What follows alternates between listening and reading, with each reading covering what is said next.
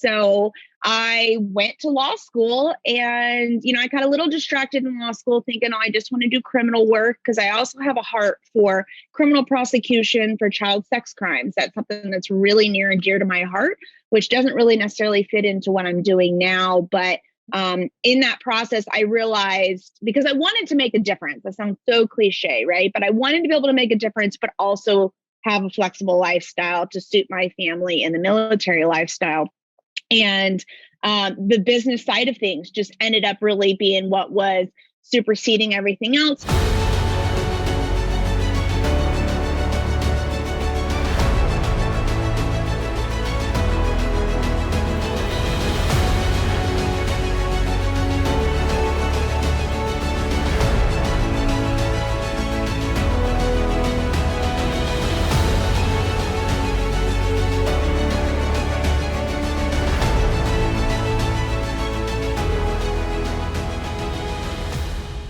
Hey there, welcome back to another episode of American Snippets. I'm your co-host, Barb Allen. Today, I get to sit down with Rachel Brenke. And if I go through her entire resume, we'll be here for, half an hour or so. So I'm going to hit on just some of the highlights.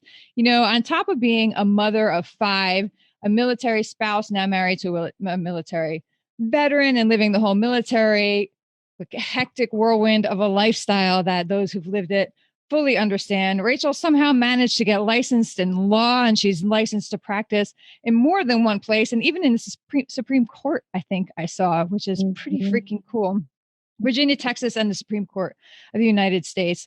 Rachel, she's a cancer survivor, mother of 5, wife of the Army veteran. As I said, she runs multiple businesses, including a law firm, business consulting, and the Business Bytes podcast. She's an author. She also, just for kicks, competes in Ironmans, including because why not? Out there in the world championship level, I might add, not just local triathlons and all that. No, she goes all in. And I feel like anything with Rachel is all in. You're either all in or you're just not in at all, which is amazing. I love it. I love the mindset. You've been through things I think that everybody here is going to connect with in some level, whether it's as a mom and wife. I like that you're open about how you battle postpartum depression, that you've dealt with cancer was an issue. Now you're battling a lung disease, and one of the most dangerous times to be battling a lung disease. And yet you're still out there, you're still out there adding value. And that's my point. And instead of focusing on, oh my gosh, all this is going on, and just withdrawing and protecting the inner circle, you're still putting yourself out there, adding value, and doing so in a real way, in a way that a lot of the people that we see out there don't necessarily do. You're not out there saying, be the best, do this, get up, do 20 push-ups, but as soon as you get out of bed, be perfect, do your hair. You're like, dude, it's chill, do it at your own pace, but just do it, So thank you for taking the time to be with us today. I'm super excited to launch in. I'm going to stop talking here in a second and get to you. I was giving people more of a chance to pop on before we heard about your wisdom insight. So let's get going. Let's start with your story, Rachel. After that gigantic resume list, which again, I know doesn't include everything. Just earning a law degree, let's start there, is an achievement, like a notable achievement, and being, licensed to practice in all those different areas. Is that something that you grew up wanting to do? No, not really. And it was actually the military that spurred me towards doing law. It's kind of an interesting path. I mean, as most military spouses or just military connected have. When I had the cancer, like you mentioned, I was very young. I had just turned 20. We only had one kid at the time. Nathan was in and out deployed to Iraq. And so I knew I wanted something flexible. And so I started dabbling in entrepreneurship, online-based type businesses to be flexible. But in that process is when I realized that there was not a lot of information for business owners out there on the legal side of things without actually going to an attorney.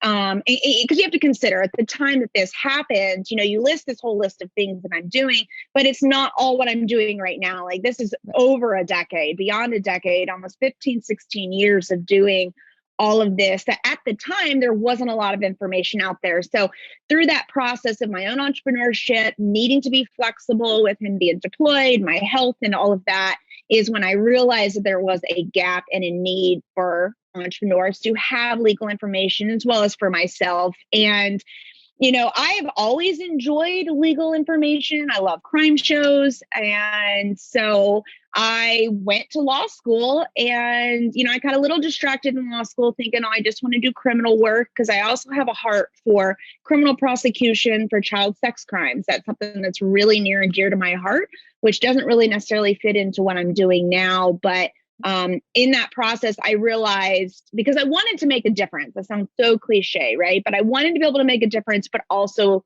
have a flexible lifestyle to suit my family and the military lifestyle. And the business side of things just ended up really being what was superseding everything else. And I grappled for a long time. This is way more than I think you wanted with this answer, but no. I grappled for a long time of this idea of, am I making a difference? I'm just providing information for other military spouses to have flexible businesses. I'm just doing this, right? Just. And I really struggled with, you're not making a difference. You're not taking criminals off the street. And then it finally, I don't know how many years into it, I realized I am making a difference, because I'm helping to improve the quality of life of military spouses who may not necessarily be able to have a full-time career because of moving all the time, because of deployments and TDYs, PCSs, and all of that. So it took me a while to get there. So the answer is no. I didn't really expect for law to be something I always wanted. It fit into the story. And then now I'm excited that it's a piece that helps to provide and kind of grassroots, ground floor, help others. And it's something that it's a side that a lot of people don't want to deal with, but you got to deal with. Yeah. So everybody needs that support and that guidance. If you're going to be serious about running any kind of business, you do need to not necessarily even understand it yourself if you don't want to, but then bring in somebody who does understand it to cover it for you. And it is a super important thing. There's a lot that you said there that I want to touch on and make points, because did you say you were 20 years old and you had one child when you're diagnosed with cancer? Yeah. We were stationed at Fort Hood, and it's funny because, you see on the movies or TV where they call you, you come in, the doctor sits you down, but in true military fashion, that never happened. They did the biopsy. I had one surgery, and they were like, no, it's not cancer. And they never called me in. And all of a sudden I'm getting a phone call from the scheduling, call center saying, hey, we need to take out your malignant tumor. And I'm like, what? And I'm only 20, right? And I'm like, what? What are you talking about? Wow. And so, yeah, true military fashion. I mean, that was kind of they did take care of me very well during the whole removal and my subsequent treatments. But it's just funny because I was like, everything's always got to be different when it's military connected. And I guess getting your cancer diagnosis is no different. They're just task oriented. Like it was on someone's list, like, okay, well, but navigating your feelings and your emotions doesn't roll into the machine of the military.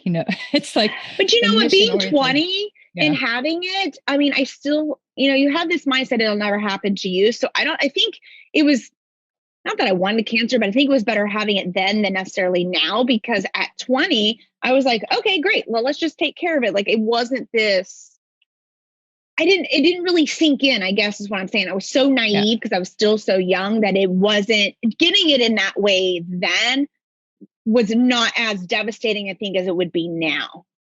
Yeah, I can see that.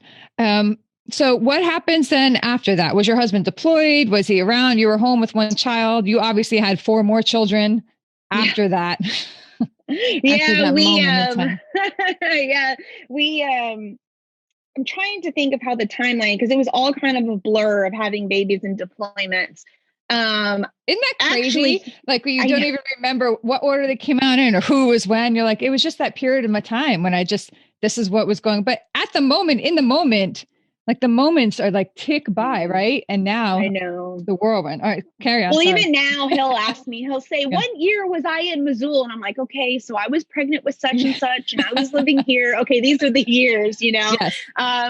So he was in and out. It was during the big, 15 to 16 month long Army deployments. And I'm very lucky to have parents that have, came down and involved. My husband was actually not even able to come home from a training school when I had my radiation treatments, and I couldn't be around my son. And, true military fashion, I feel like, at least then, I feel like maybe perhaps now, I hope it's not that way for other spouses. And we just kind of went through the cycles of different deployments. Did have secondary infertility between the first and second. So there's almost 5 years between them. Went to Walter Reed, worked, did fertility treatments. Nothing worked. And so after his third deployment, we just said, you know what, forget it. It's too hard. We didn't want to go down the path of any more treatments. We sold everything. I signed up for law school and found out the next week that I was pregnant with number 2 and that he would be deployed again. So I ended up having 2 and 3, my first and third year of law school, which I don't recommend. And he was deployed for a good portion of that. I know. But you know what? I mean, I feel like that's just a military spouse thing. You just do it because when would have I done it otherwise? Because there was no end in sight for deployments at the time. We anticipated on him staying in. You just do it. Yeah. And I used to joke, I'm like, my husband, he'd come home, I'd get pregnant, he'd leave. I'm like, okay. I know. that was the cycle. He'd deploy here, deploy there, off we go. Right. And he wasn't, well, whatever, that's a whole other story. But so, yeah. And I want to point that out too, because you just, in that way, brought up a point that often we wait for the time that seems perfect, right? Like, I want to do this, but I have to have all these ducks in a row before I'm going to do that. And what is the difference between like planning and preparing for something so that you have a good foundation to do it on, and over planning to the point of stagnation and never doing it? The thing is, I feel like I kind of had an edge on, I've just kind of jumped into things for the reasons you just said, because I also grew up as a military dependent. My dad was United States Air Force for 24 years. So I never really have been the one to super overanalyze things when it comes to making choices. I just kind of did it. I do think it's important to balance it with what else is going on. I mean, we would have to sit down, my husband and I would have to say, okay, how are we going to do this? Because like the first year of law school, when I had signed up for it, he wasn't yet deployed. The schedule shift and everything. And so we had to sit there and weigh, is it worth being apart? Then he was deployed the second year. And so it was just, for me, it's kind of been, let's just jump into this and figure it out and tough it out, since it is something that is important to me and important to us, and to have a support to do it. I think you don't want to become so paralyzed. Like looking back, if I had sat there and gone, how hard is this really going to be? And it's easier because I had a support system, but how hard is this really going to be? And there's a chance he could miss the birth and you're going to be doing this all alone. I wouldn't be sitting here talking to you, because I don't know if I had ever ended up going to law school then. Yeah. And that's huge. And I love that. I love that you did that and it works out. And it's true. Like if you're going to do it and it's hard, it will be hard and maybe it'll suck sometimes, but then at some point you get through it and you're like, you did it. Right. And do you think that gives you, or like that mindset? So you're going to law school, you got 2 or 3 kids at the time you're going to law school. 3 by graduation. Yeah. 3 by graduation. And then you get to graduate, with the young children. That's an achievement to have those, 3 little kids there at one finish line of law school. And then years later, you had 5 kids and a husband at the finish line, a literal finish line of the Kona, right? And like, of Ironman World Championships. That was a phenomenal experience for us to all get to enjoy and get to share our story. NBC Sports involved us in the premiere, and they came to our house. They interviewed my husband. They talked about our military story and everything. And so that was really nice to get to share that, and as you're talking and I'm thinking about this interview, my story really is not unlike so many other military spouses I know, especially I'm in an organization called Military Spouse JD Network. And there's many women in there who've done the exact same thing as me. And so it's interesting that same thing in terms of Ironman and sports and all that.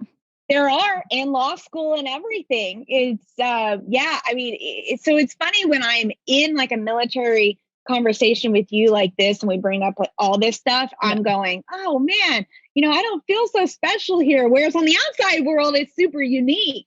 But yeah, anyway, so back to Ironman World Championship. It was nice to get to share that story though with the non-military community and get to be a representation of what many military spouses go through at that level. It was aired.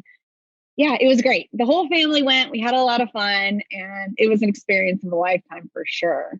So how does that come about? Because now, again, you're a mom of 5, and I saw, that you were battling, among other things, postpartum depression, which is a very real thing and not often misunderstood.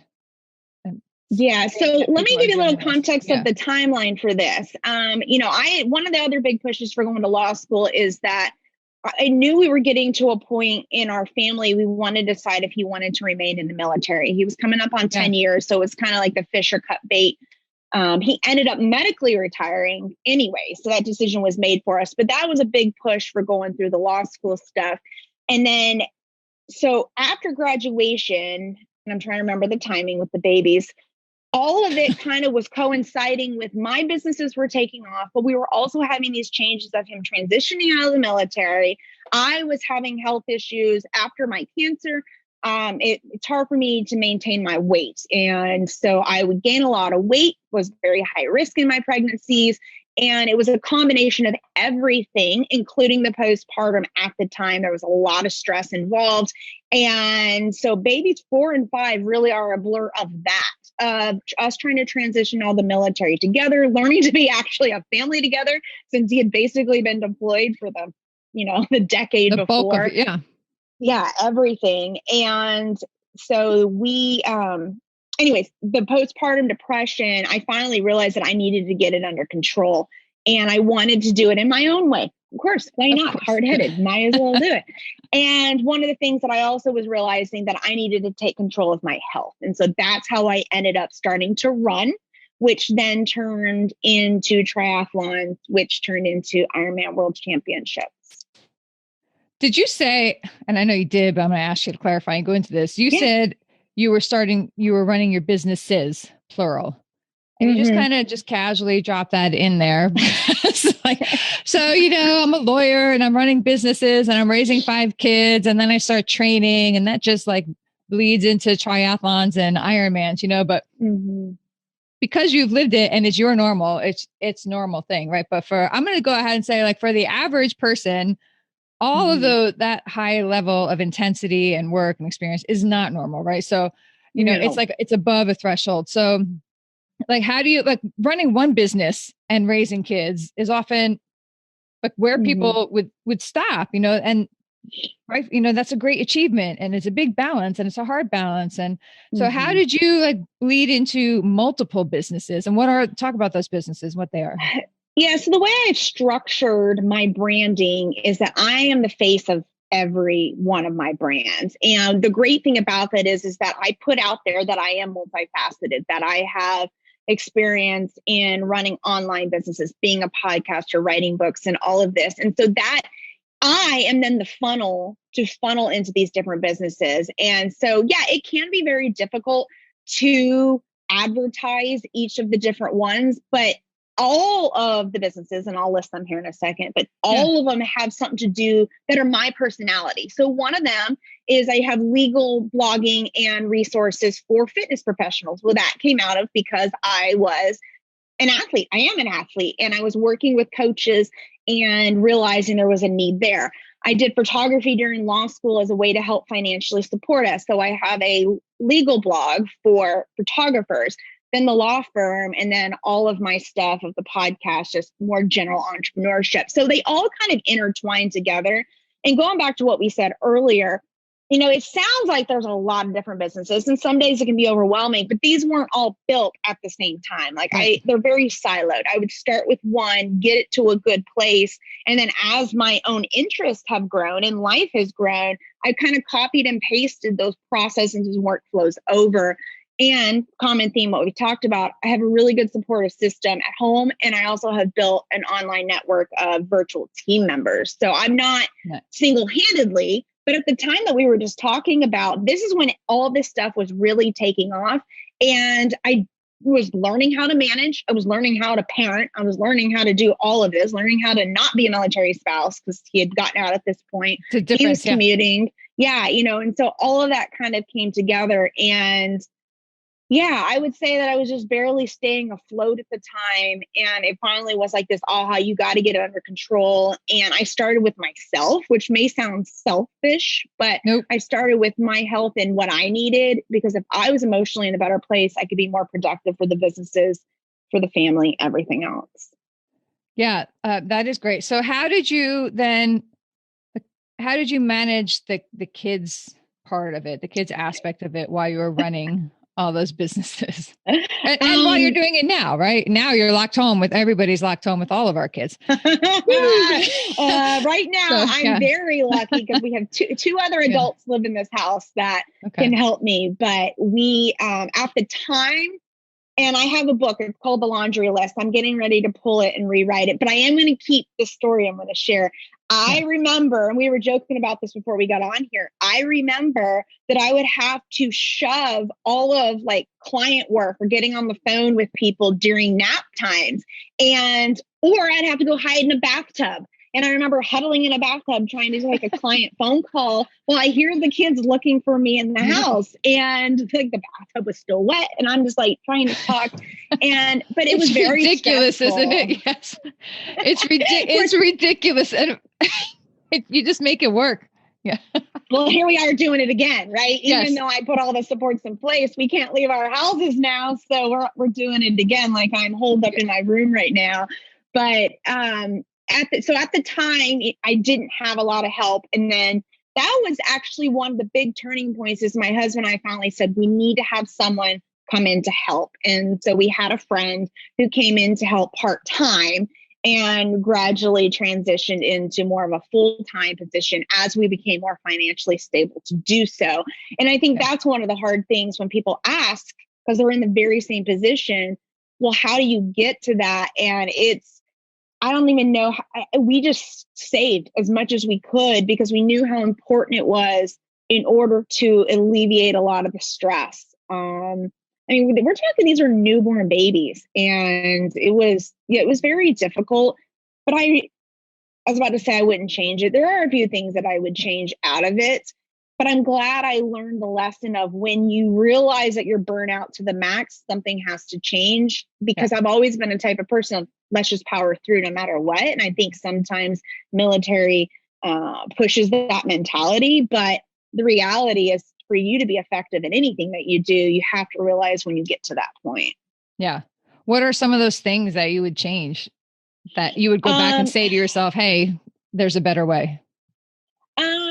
I would probably start doing more self-care of working out sooner, getting outside. I remember vividly one day looking up and I hadn't changed my clothes in 3 days. And I realized, kids spit up on me, all of this. I realized I hadn't left the house in days. I hadn't seen another adult than my husband. And that was very sad at the time. And of course, this was all during postpartum as well. So that had an element of it. But I think I would reach out to tell people more instead of lashing out and not knowing why, but I would communicate to say, I'm drowning, as opposed to trying to take it on myself, because it was still coming out, but in unproductive ways. I love that you said that. I'm writing down that key point, the difference between reaching out versus lashing out. And I haven't heard anybody put those two things together before, but now that I have, it's like common sense, like brilliant simplicity, right? And there is a difference. And I think that can be one of the things that holds people back from asking for help or for offering help, right? Like if you have a family member coming to you and just spewing all the anger and frustration out on you, you don't even know how to help them. All you know is that this person's pissed and the rage is being directed at you, and then you can get your defenses up, right? So I think that's a huge lesson to learn if you reach out openly and honestly. And I think part of it is too, you have to look at the time. So this was about 7 years ago, almost 8 years. And you have to look at also the messaging that the industries that you're in are putting on you, or society and social media. You know, we went from this picture perfect, have to look like you're doing everything. And the pendulum has swung, or at least in the last couple of years, to now you can show the realities of what it's really like. But during this time, as people were championing, look at all that you did. And I couldn't say, I can't do it all. I mean, now I'm like, I don't do it all. I don't cook. Like, I don't do everything. But at that time, I didn't feel like I could say that. And yeah, it was not a productive time for, while the businesses look good and successful on paper, and I learned lessons out of it. I don't know. It wasn't very productive when it came to interpersonal and my own, relationship with myself, for the reasons you just said. Yeah. And it spews out, right? So you have this podcast, the Business Bytes podcast, and I want to talk about that for a minute. There are a lot of people, and I would imagine now during this COVID-19 lockdown that there's going to be a lot of babies, divorces, and podcasts, I think, in the next 9 months, like coming out, right? But, it's easy to make a baby, but it's not so easy to launch a podcast if you're going to do it, with a mission in mind, rather than just launching a podcast. So what is the mission behind your podcast? When did you start it? And what are some ways that you use to get that launched and growing that other people can try themselves? So Business Bytes podcast format is quick education for busy entrepreneurs. It is a mixture of solo, so just myself talking to you guys, or interviews. And they'll stay between 12, 15 minutes when it's just myself, 20, maybe 30 minutes when we have guests that come on the show. And the reason that this came about was out of my own struggles. Is I was finding that I know that education is important. So whether I'm doing it for my own self-growth or for business growth or relationship growth, I needed to go. I was trying to go out there and find education that I could do quickly, maybe when I was doing laundry or when I'm running or something. But I was finding that a lot of podcasts that are available, they spend 20 to 30 minutes of talking about fluff, and there's no real tangible takeaways, and they're so long. And when you only have X amount of hours in the day, and I only have carved out an hour, hour and a half for education, I wasted half of that trying to speed through all the fluff that was out there. And so I said, you know what, because I have all this knowledge that also doesn't necessarily fit into my brands, or that can be used for more general entrepreneurship. And that's what the podcast is for. They're not so very narrowly targeted specific industries. It's more general information that can be applied to any industry, really.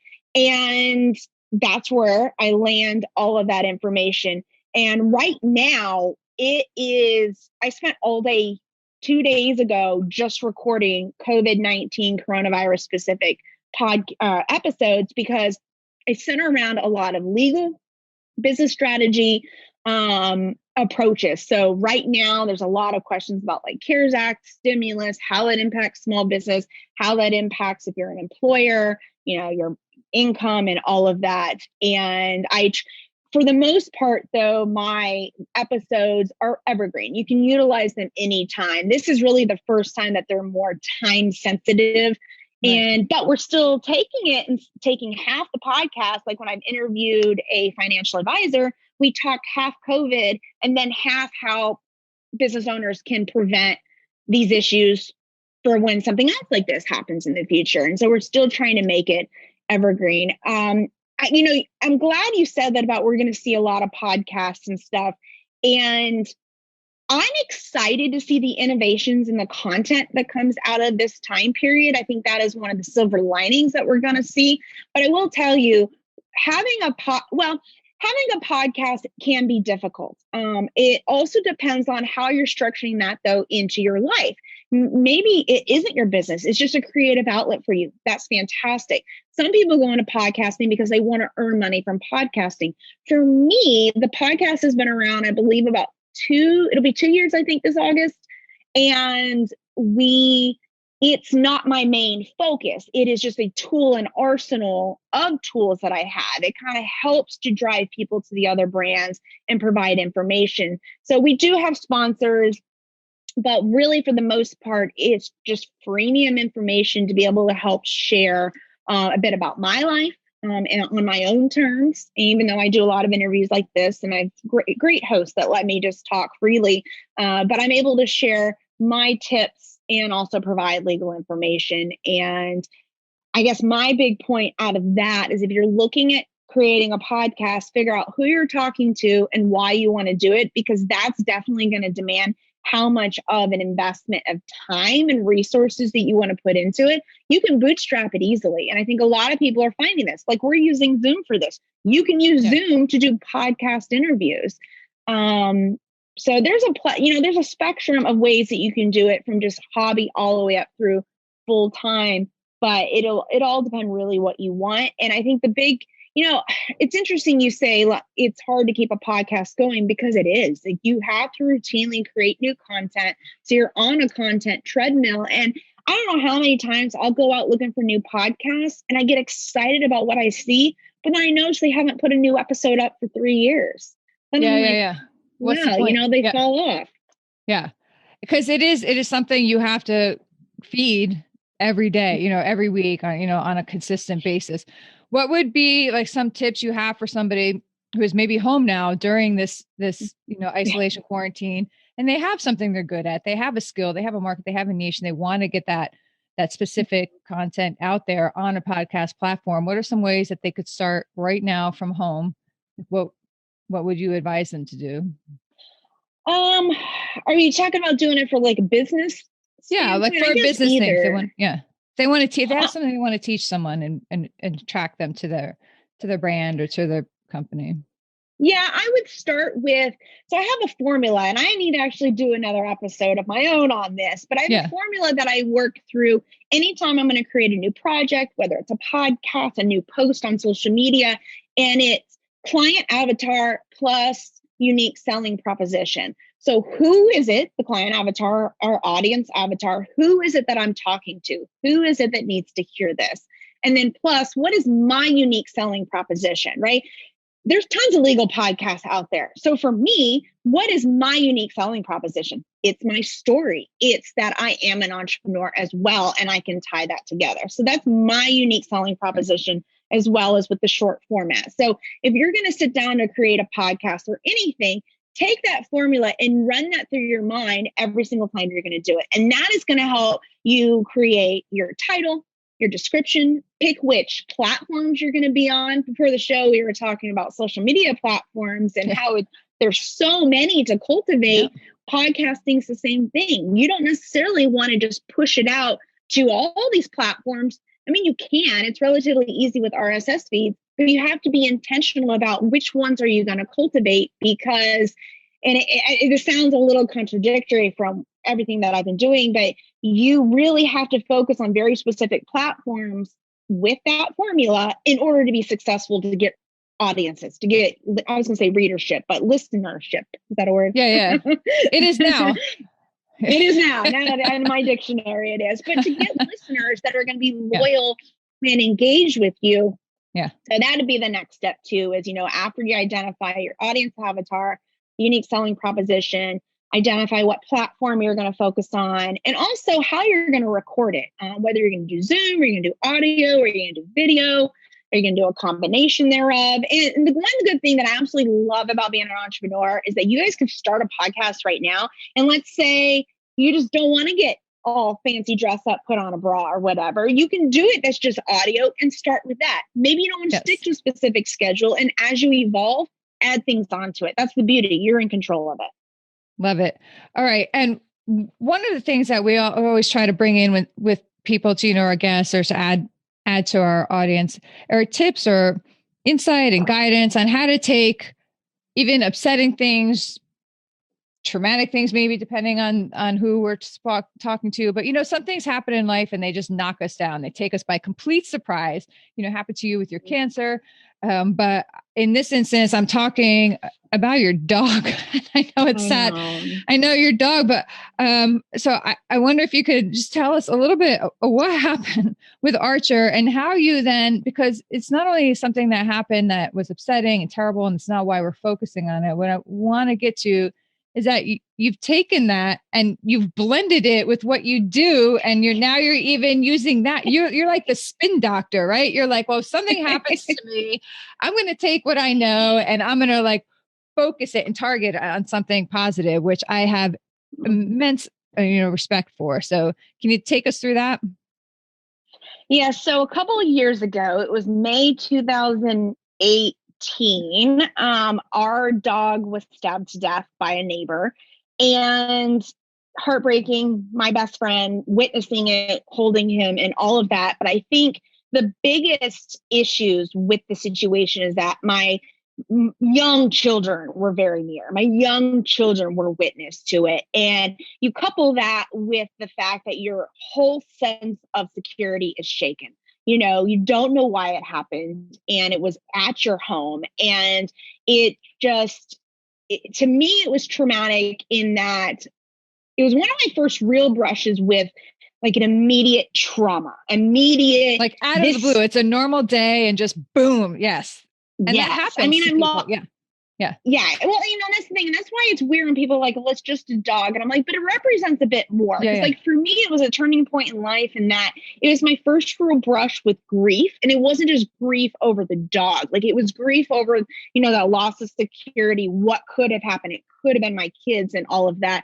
I've lost family members before to cancer, but you knew about it. You know what I mean? Like you had time to process. This was a very instantaneous thing. And you mentioned that I'm the spin doctor. And I think that I'm a very control type person. So in a situation that is out of my control, I look to see what can I control. And one of the things that I absolutely, I was going to say love, and that's a bad word, but I love the people that came out of the woodwork that after this happened, even though it was a dog, we were surrounded by community, surrounded by even people I didn't know. Our mail delivery person reached out. Like it was a whole thing. And it was nice to see community. But one of the key things is as I was digging in to see what we could do against this individual, I realized how crappy the laws were. And I was like, well, I'm a lawyer. Let's do something about it. And I just made the offhanded comment, and my community of other legal friends surrounded me. We were having, bills pulled, which now you guys have probably seen in the news within the last year, that animal cruelty, felony, and all this sort of stuff. But in the state of Virginia, like at the time, and actually it still is this, but my dog wasn't worth any more than if you broke my iPhone, right? They were equated probably the less. same. Yeah, less. Actually, it was because there's a monetary value on the iPhone. Yep, you have a receipt for that, baby. Yeah. Exactly. Yeah. Like he was only quote unquote worth what we paid the shelter for him, which was like $60 compared to $1,000 iPhone. Anyways, and it was awesome to see and be able to have a sense of control in the face of grief that we were able, and we're still working on it. It's been slowed, but with everything going on, but we're able to work to actively make changes. So we're setting up Archers Advocates, which is a nonprofit, been doing some fundraising over the last few years. It is slower going just because life is happening, but it was my way to process the grief. And again, not just about dog, but everything else surrounding it. No, I get that 100%. And when I had messaged you, you were like, oh, but it was just a dog. I don't know if that counts. And that stuck out at me. People say that often to me. Once they find out, I'm like, my husband was murdered. Like, oh, well, this isn't as bad as what happened to you. And on the one hand, like I appreciate, the sentiment or the space which that comes from. But on the other, everything you just mentioned is applicable. Like it counts, everything. It doesn't matter what and I love dogs. I have dogs. I rescue dogs. I ran a humane society. Like, I love them. So I get that grief, over a dog, but even people who don't have pets, I want to, just emphasize, and I hope like you And other people never feel the need to like qualify that. I don't know if it counts, because if it hurts you, if it impacts you, if it traumatizes you, it counts, right? Like it counts, Well, and there's no comparing. And what's interesting is, and this is maybe a bit more, in depth than you wanted to go on it, is the way the timing worked is that happened in May. I ended up going to World Championships in October, and I have been sick ever since.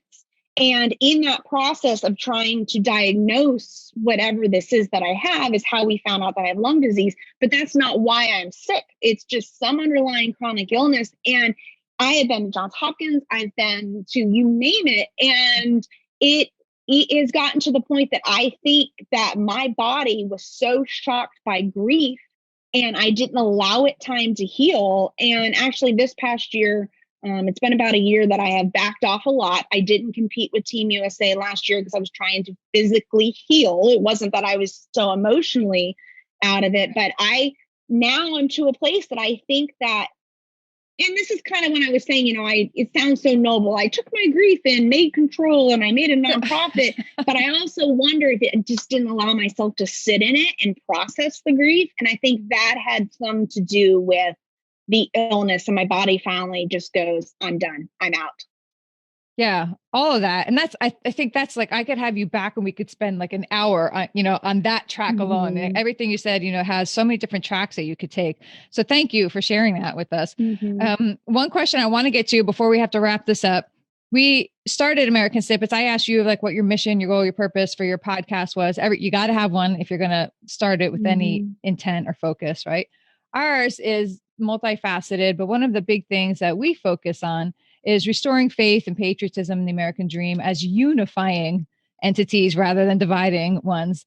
And, we understand, we believe the American dream is alive and well. We're living our own version and aspiring to build that bigger and working towards that. And we don't think that it has to look the same for everybody. We don't think it's anymore the white picket fence in the house and the, 2.5 kit. It looks different for everybody. So we'd like to ask our guests, I'd like to ask you, what does that American dream invoke in you when somebody asks you that? Like, what does that call forth in you? What does it mean to you? Quality of life.